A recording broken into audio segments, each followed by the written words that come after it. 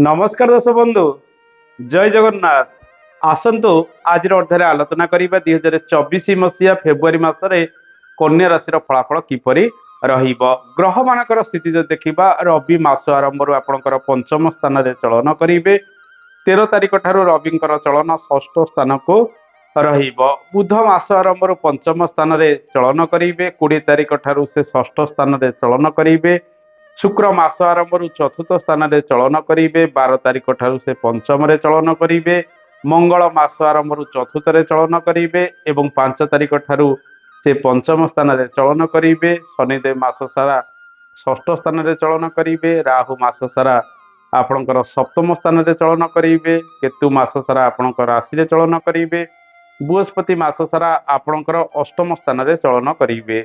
ए तो थिला ग्रह मानकर स्थिति। ए मासरे अनेक परिवर्तन रही। आपणकर राशिर अधिपति मासर द्वितीयार्धरे अशुभरे रहिबे। स्वास्थ्य प्रति आपण सजग रहिबा आवश्यक।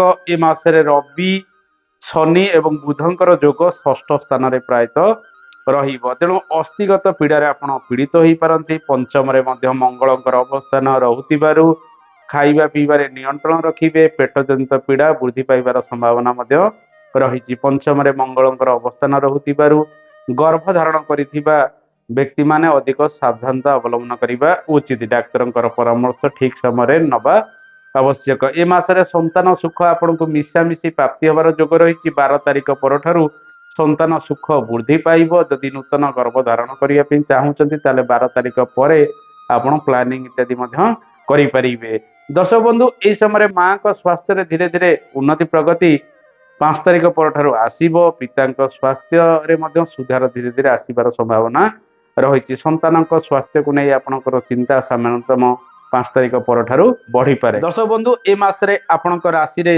गुरु सुधी प्रायतः मास सारा रहिबो नाही। 13 तारिख परठारु रवि षष्ठ रे चलन करिवे। रवि सुधी रहिबो किंतु पंचम रे रविंकर चलन रहुतिबारु रवि सुधी मास सारा आपणक राशि रे रहिबो। तेणु शुभ मांगलिक कार्य गुड़िक यथा विवाह व्रतपनयन भूमि पूजा गृहारंभ इत्यादि कार्य मध्य रवि सुधी आपण करिपारिबे। आसंतु जानिबा आर्थिक क्षेत्र किपरि रहिबो। ए मासरे रोजगार आपणक पाखु भल आसीबार संभावना रही। शुक्र प्रायतः चतुर्थ पंचम रे रहिबे। आपणकर धन भावर ग्रह एवं भाग्य भावर ग्रह शुक्र अटंती। तेणु से आपणकर आर्थिक क्षेत्र में अनेक उन्नति कराइबार संभावना रही। किंतु बृहस्पतिंकर चलन मास सारा अशुभरे रहुची। बृहस्पति अष्टम रहुतिबारु धन संचय को अधिक गुरुत्व दबा आवश्यक। परिश्रम अनुଯାୟୀ रोजगार आपनको प्राप्ति होबार जोग रही। आपण जो कार्य करेंगे ए मासरे से कार्य सफल होबार संभावना अधिक रही। कर्म क्षेत्र में सामान्य शत्रुता किसी बुद्धि हो पारती। 20 तारिख परठारु से दिगरे आपण अधिक जत्नवान होबा आवश्यक। ए मासरे धनर मालिक शुक्र चतुर्थ एवं पंचम स्थान में चलन करुथिबारु आपण कृषि कार्य क्षेत्र किसी धन उपार्जन करें। या सहित जो मानकर फार्म हाउस रही ट्राभेल एजेन्सी गुड़िक रही ट्राभेलिंग रु आपण किसी धन मध्य उपार्जन करिवार क्षमता प्राप्ति करिवे।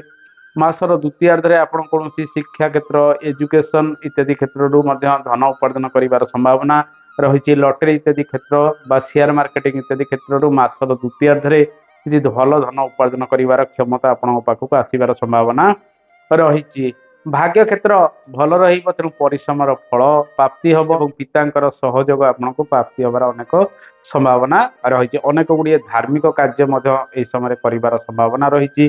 पंचम रे शुक्रंक सहित मंगल रविंकर जोग किछि दिन पर्यंत रहिबो। बुध मध्य सेटारे रहिबे। तेणु 4 गोटी ग्रहंकर प्रभाव पंचम स्थान को रहुतिबारु विभिन्न प्रकार कार्य गुड़िक आपण एई समय प्लानिंग करि पारंती। विशेष करी शिक्षा क्षेत्र में उन्नति प्रगति होबार संभावना रही। विद्यार्थी माने विभिन्न क्षेत्र में सफल मध्य होई पारंती। नूतन पाठ्यक्रम गुड़िक आपण एई समय आरंभ करिवार सुजोग प्राप्ति करिवे। षष्ठ स्थान में रविंकर चलन मध्य रहुतिबारु कॉम्पिटिटिव एग्जाम इत्यादि क्षेत्र में विद्यार्थी माने सफल मध्य होई पारंती। किंतु राहु केतुंकर प्रभाव आपणक राशि को अष्टम रे बृहस्पतिंकर चलन रहुतिबारु विद्यार्थी माने कठिन परिश्रम सबु समय करिबा आवश्यक। बृहस्पतिंकर चलन शुभरे रहिले विद्या क्षेत्र में अधिक उत्तरोत्तर उन्नति होता है। कर्माधिपति बुध एवं आपणकर राशिधिपति बुध अटंती। से पंचम षष्ठ स्थान में मास सारा चलन करेंगे। नूतन कर्म पाइबार सुजोग आप प्राप्ति करेंगे। जो पाठ सब पढ़ी से पाठ को नहीं बा विद्या को नहीं आपण किसी नुआ कर्म मध्य ए समय आरंभ करि परंती। टेक्निकल क्षेत्र रे आपण अधिक सफल हेबे। टेक्निकल नॉलेज गुड़िक धीरे धीरे वृद्धि पाइब।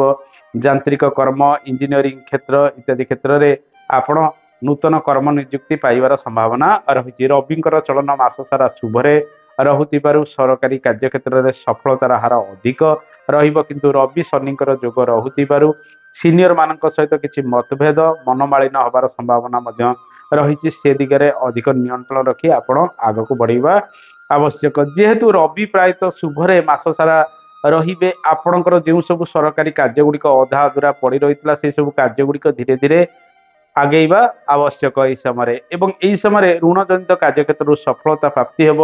कोर्ट केस विवाद इत्यादि क्षेत्र आपण सफलता मिलबार संभावना बढ़ी। अधिक विवाद रे आपण जेपरि न पड़े से आपण अधिक यत्नवान हुंतु। पंचम बुध मंगलंकर चलन यांत्रिक कर्म क्षेत्र में आपण को अधिक सफल यह समय कराई पारिबो। जे माने शेयर मार्केटिंग क्षेत्र में अर्थ लगाण करुचंदी मासटी आपण पई अनुकूल रहिबो। तेणु मोटामोटी भाव देखा सरकारी कार्य ठारू आरंभ करी बेसरकारी कर्म क्षेत्र में ए मासरे सफलतार हार अधिक रहिबो। इंटरव्यू इत्यादि क्षेत्र में आपण मध्य भल परफॉर्मेंस देखाई पारंती। व्यवसाय वाणिज्य स्थिति जो देखा सप्तमाधिपति अष्टम राहु सप्तम अवस्थान करुथिबारु व्यवसाय वाणिज्य मध्यम धरणर सफलता आपन को प्राप्ति हेबो।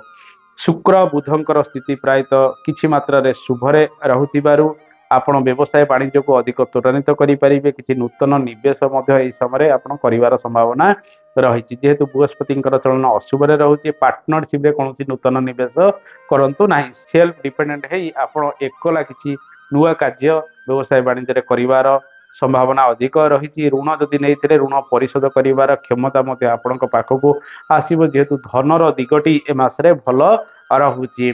दूर स्थान को यात्रा करी नुआ व्यवसाय वाणिज्य आरंभ इस समय करें। आपणकर द्वादश भावर ग्रह रवि षष्ठ रही द्वादश स्थान को दृष्टिपात करेंगे जहाँफल 13 तारिख पर आप विदेश यात्रा इत्यादि क्षेत्र में अधिक सफल हो पारती। दर्शक बंधु आसतु जाना दाम्पत्य जीवन पारिवारिक जीवन किपरि रहिब। सप्तम स्थान राहुंकर चलन एवं अष्टम शुक्रंकर चलन रहुथिबारु समय समय जीवन साथी स्वास्थ्य को नहीं चिंता बढ़ी पारे। किंतु परस्पर मध्य बुझामणा ए मासरे अधिक भल रही पारे। कारण शुक्र प्रायतः आपणकर भाग्याधिपति द्वितीयाधिपति चतुर्थ पंचम रहुथिबारु पारिवारिक समन्वय रक्षा करेंगे। आग को बढ़ाई जो सब विवाद सब लगी रोला ताहा किछि मात्रा रे दूरीभूत हम। बृहस्पति अशुभ रोचंती सप्तम शुक्रंकर चलन रहुथिबारु आपण कदापि जीवन साथी सहित मतभेद इत्यादि करंतु नाही। स्वास्थ्यर जत्न अधिक नवा आवश्यक। पारिवारिक जीवन देखा चतुर्थ स्थान में मंगलंकर प्रभाव 5 तारिख पर्यंत रहिबो। किंतु शुक्र प्रायतः 11 तारिख पर्यंत रहुथिबारु पारिवारिक सुख बढ़िबो। घरर कार्य गुड़िक अधिक त्वरान्वित हम। महिला माने चापर मुक्त हेबे। घरर विभिन्न आसबाब कार्य सहित घर कलरिंग करवा नुआ घर आरंभ करवा ये सब क्षेत्र में आप सफल हेबे। बंधुंकर सहयोग प्राप्ति हम। माँ सहयोग प्राप्ति हम जहाँफल घर परिवार गोटे खुशी माहौल आसबार संभावना रही। दर्शक बंधु ए मासरे शुक्र चलन शुभरे रहुथिबारु जानवाहन आप किणाकिणी करें।